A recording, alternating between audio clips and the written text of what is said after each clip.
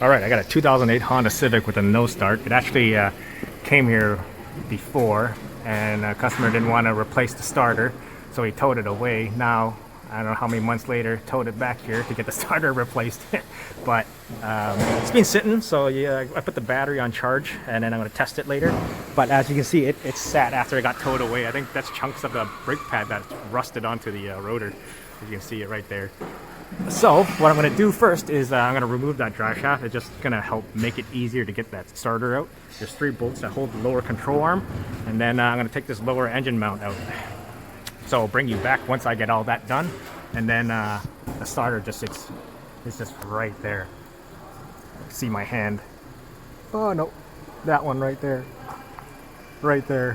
and then just take this bracket out and move these cables out of the way, and yeah, show you how I get that top bolt out. All right, took the drive shaft out. Actually, the drive shaft is super easy to get out if you want to do it yourself.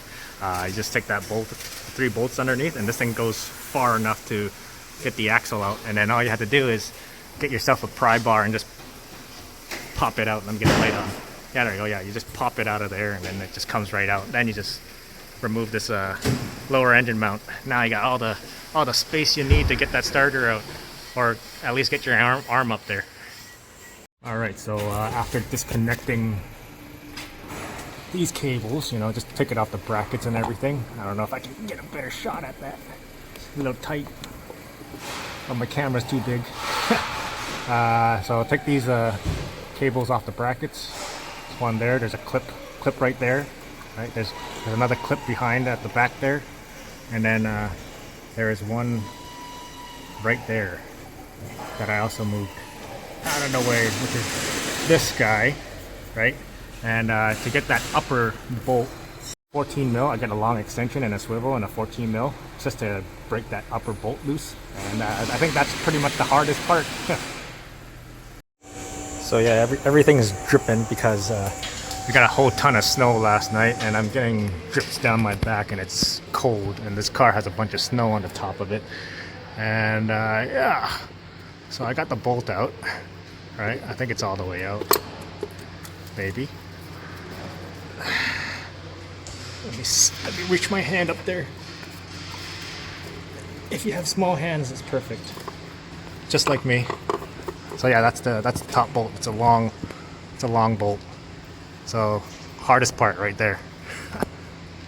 So the next one is this one right here, which is easy to get at. And then once you have it out, you can kind of swing the starter around and then take the positive cable off. All right, so I got the starter out. You can see it. I just got it situated in this kind of position, which is the reason why I took off the clips that hold the cable in those brackets off. That way you can have a bunch of slack. So now once you're here, you can take this cover off, and there's the positive cable. And then on the other side, you got the connector. So just one thing to note: when you take this cable off, make sure you put it in the same position, because if you put it back in and then you put the cable back on, like say 180 degrees the other way, and you go to put back the starter, that cable is going to be under, it's going to be twisted, let's just say that. So make sure you get it in the same position you took it out when you put the new starter in. So I got the new starter here. It's an OEM Honda starter. That's the part number if you want to know. It even comes with the brackets. So if you have a reman or aftermarket one, they never really usually come with those, and you have to swap off the old one. Nice. Yeah. So if you're having trouble getting this top bolt out and you have small hands like me, I just go around. I can feel the hole, and yeah, I just stick that top bolt in pretty easy. All right, so once that starter's in, you just put all the harness back onto the brackets. There's a clip there, that one, and there's one over on that side that holds this together. So yeah, then after that, I just put this bracket back on for the intake manifold, install the lower engine mount, and then put that what do you call it, drive shaft back in. And that's pretty much done, and then we can start the car and make sure it works. Starter is all done. Let's see how our battery's doing. 379 cca out of 460. Actually, that's pretty pretty good considering how long it's been sitting for. So I'm gonna put that battery back in. All right, so I got the battery in, and you know, it's charged, so it's good enough. And you know, still have the old tag number from last summer when it came here for, you know, because it came in for a no start, because that's the new tag number for today.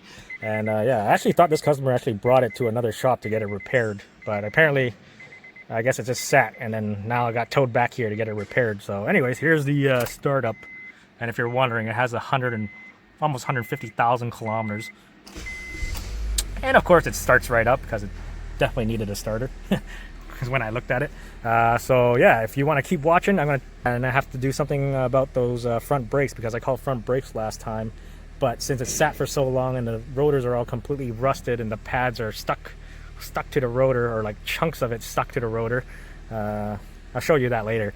But anyways, if you want to keep watching, keep watching. If not, thanks for watching, and I'll see you next time. What happens when you leave your car sitting for so long? Your brake pads get stuck to the rotors, or chunks of it anyways. Yeah, I think you can see, I'll probably take the pad out and show you, but that's a chunk of the brake pad. I guess when it sat, it got stuck. There you go, see? That is not the rotor, that's actually just pad material. So, if you're wondering what does sitting for a long time do to your brake pads, it breaks apart. And there you go, that's what happens. See the brake pad, the chunk just coming off there. So when it sits for a long time, it's in, like, you know, salt water and all that kind of stuff, especially here in Canada. Your brake pad starts breaking apart, and that's what happened here. Looks like it's only taken one pass so far. I got it all machined. It only took one pass and like a new bit, so I actually changed the bit before I did this. But you can kind of see maybe a little bit of an imprint of the old pad here. But you know, the rotor ended up cutting nice, and you know, clean up the hub a little bit, and yeah, so don't need to change the rotors. So one thing while I was driving it, that wiper is hitting the other wiper. So I'm just gonna quickly do that. You can see where the wiper was stopping, so it's too low, but I adjusted it. There you go. It's not hitting the other one now, so now I can let it go. Our appointments. She usually comes down and give us these post-its and let us know what job is coming in when for whichever tech looked at it, I guess. So yeah, I got March 3rd, March 10th. So you know, it just keeps things organized on what's coming in and it's spaced out, so we don't get overwhelmed and stuff like that.